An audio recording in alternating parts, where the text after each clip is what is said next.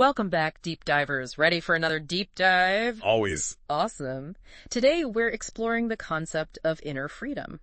We're diving into chapter 1 of this coaching guide. I gotta say, it's got a pretty unique take on some big topics, the stuff that usually makes people squirm a bit. Oh, yeah. It definitely flips the script on how we usually think about self-help. The whole banish fear thing. Right, like fear is the enemy. This guide, it's suggesting inner freedom isn't about getting rid of fear entirely. It's more about, well, I guess you could say, working with it. Almost like befriending your fear. You got it. Think of it as this guide, a companion, maybe a little annoying sometimes, but ultimately, it's there to help you. Like that little voice that's like, are you sure about that? Exactly. It's always pointing things out, urging caution. But here's the thing. It doesn't have to be calling all the shots. This reminds me of that flow state idea. Those times when you're so into something that fear just disappears. Exactly.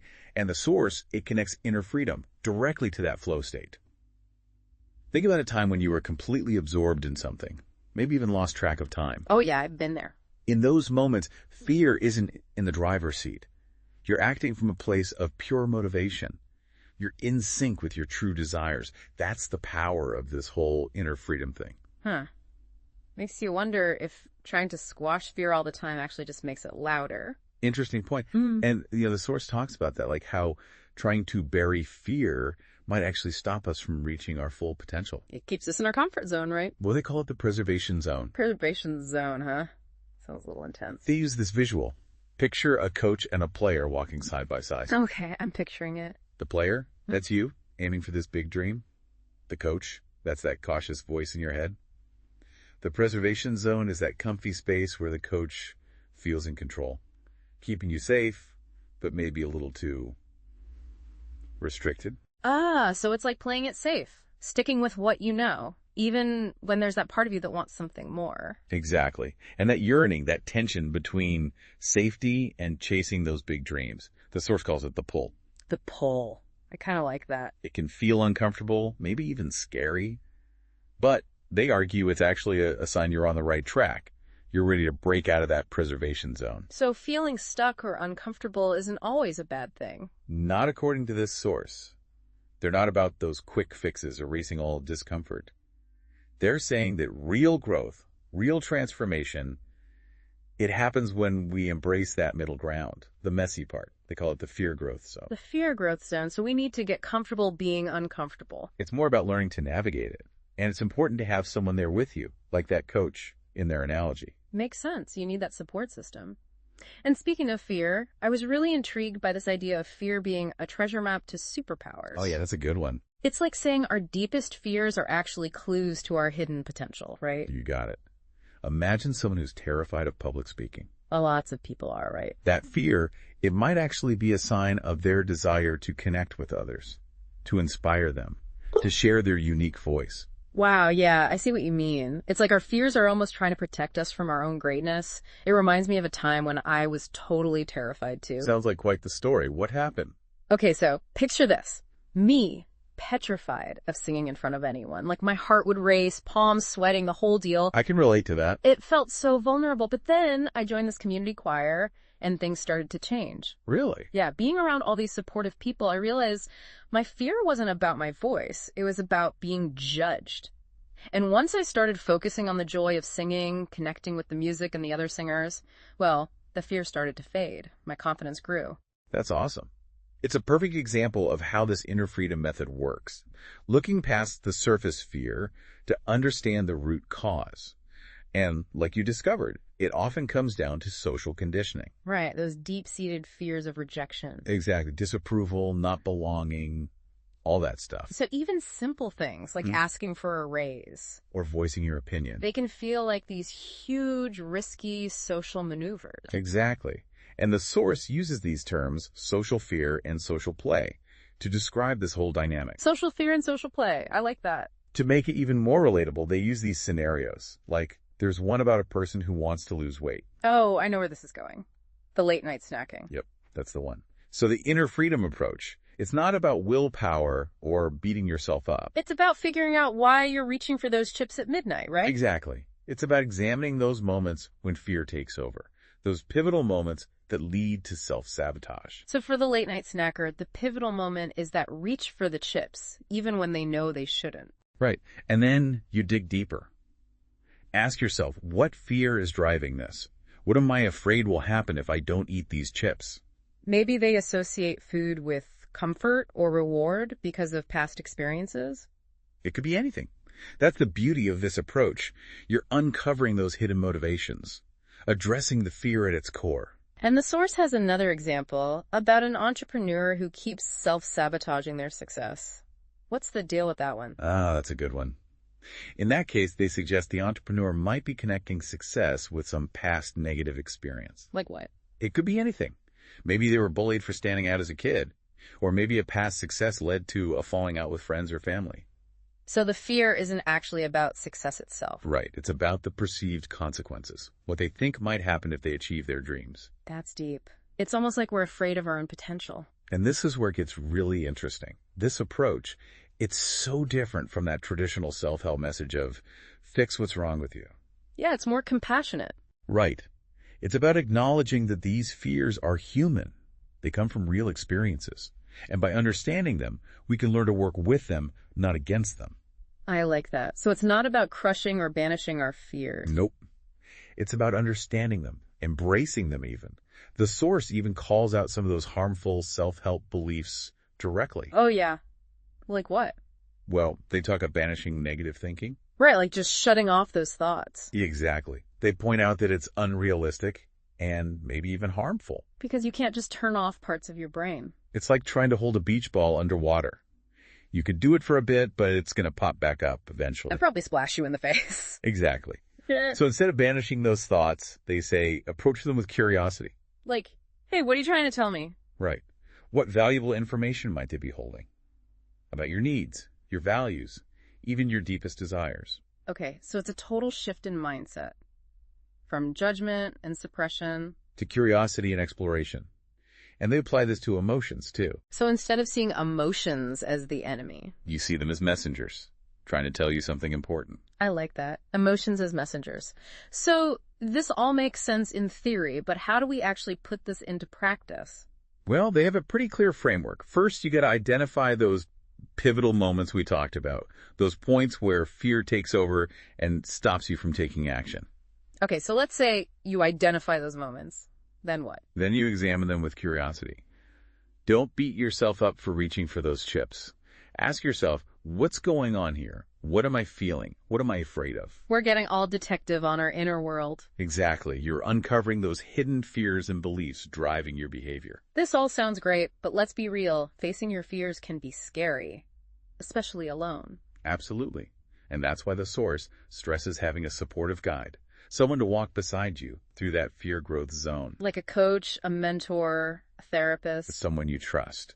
Someone who can help you navigate those tough emotions and develop healthier ways of coping. Because we don't have to do this alone. Exactly. And the source actually talks about how to integrate this inner freedom approach into coaching practices. Oh, that's interesting. So coaches can use this with their clients? Yep. They can offer it as a standalone thing or weave it into other coaching. So it's pretty versatile. Very much so. They even talk about the importance of the coach being aware of their own fears and beliefs. Right, because they need to walk the walk themselves. You can't pour from an empty cup. Exactly. And remember, social play and social fear. They say that thinking about actions through that lens can be super helpful. Social play, that's the one I'm more curious about. It's basically seeing a lot of what we do as a form of social play. Like we're interacting with others, trying to create an impact. So even in everyday tasks, there's that human element. Right. It's not just about checking things off a list. It's about the quality of the interaction, the impact we're making. They even give specific language patterns to help you understand different types of social fear. Like what? Things like fear of rejection, fear of disapproval, fear of not belonging, all those fears that often stem from past experiences. It's like we all have these invisible scars. That shape how we act without us even realizing it. Exactly.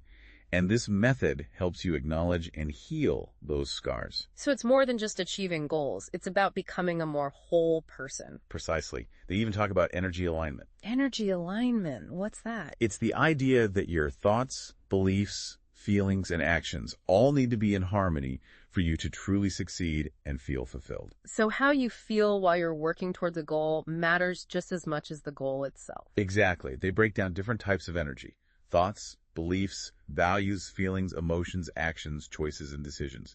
It's all connected. Whoa, that's a lot to think about. It is. But the takeaway is, by becoming aware of your own energy, you can start to shift any patterns that are holding you back. Become more conscious of your inner world and how it affects your outer world. Right.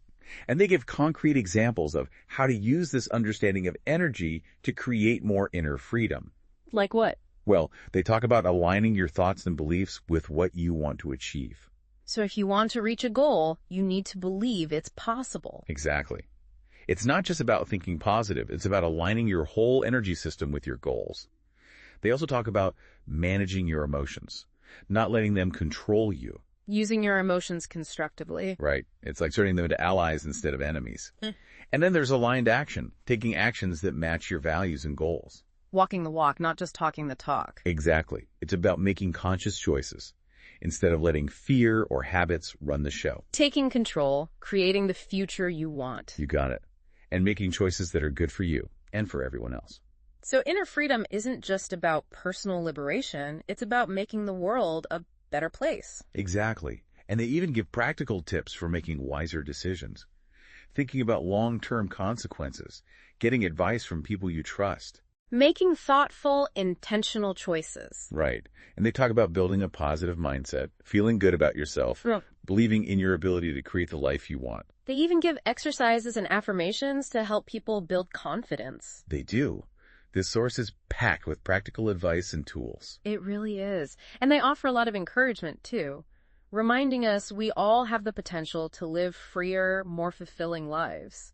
It's like they're saying inner freedom is a journey, not a destination. Exactly. They want you to embrace the journey with all its challenges and triumphs. So it's not about reaching some perfect state of freedom. It's about constantly growing and expanding your choices. And they say it's okay to stumble along the way. What matters is getting back up and moving forward. Be kind to yourself. Celebrate the progress you make. No matter how small. Exactly. And don't be afraid to seek support when you need it. From a coach, a mentor, a community. Because you don't have to do this alone. We're all connected. We can all draw strength from each other. Right. And they say to use your newfound freedom to make a positive impact on the world. Using your freedom to serve something bigger than yourself. Exactly. Like using your talents to help others, speaking up against injustice, creating a fairer world. It's powerful to think that our own inner freedom can contribute to a more liberated world for everyone. Absolutely. And the source ends on a message of hope and possibility, reminding us we're all capable of amazing things and we all have the power to create the life we want. That's a great point to transition from. But before we go, I have one more question. The source dives deep into social fears, but what about physical fears, like fear of heights or spiders? Does this method apply to those too? That's a great question. The source does mention physical fears, but they say those are a bit different from social fears. Need a different approach. So the inner freedom method might not magically cure my fear of heights. Maybe not heights, no. But think about it this way. Someone's scared of public speaking, right? A lot of times, that's rooted in social fears. Judgment, rejection, that kind of stuff. This method can definitely help with that. I see what you mean. So even though it's focused on social fears, it can make us feel more secure overall. Exactly. The source suggests that when we deal with our social fears, it creates this foundation of inner strength. And then we can face those physical fears with more courage. Like building up that inner resilience. Right. It's a process. It's not about reaching some final destination. It's about constantly growing and expanding that freedom. So patience is key. Embrace those ups and downs. Exactly. And celebrate every win, no matter how small. Because every step counts. And the rewards, they say, are huge. Living a life that's true to yourself, full of purpose and joy. That's what it's all about, right? Yeah. This has given us a lot to think about. It really has. I keep coming back to this idea that our fears often reflect what we truly desire. It's almost like the things we're most afraid of Are the things that matter most. Exactly. So if we can understand our fears, we can unlock so much potential. It's like those fears are clues pointing us towards our strengths. Instead of running away, we can use them to fuel our growth. Exactly. They say to see those fears not as obstacles, but opportunities. And remember, it's a journey. We keep growing and expanding our freedom throughout our lives. Sounds like an adventure. It is. Approach it with curiosity, with playfulness, with courage. And don't forget, we're all in this together. We can support each other. We're all on this journey together, and this source has given us some amazing tools for the road. It really has.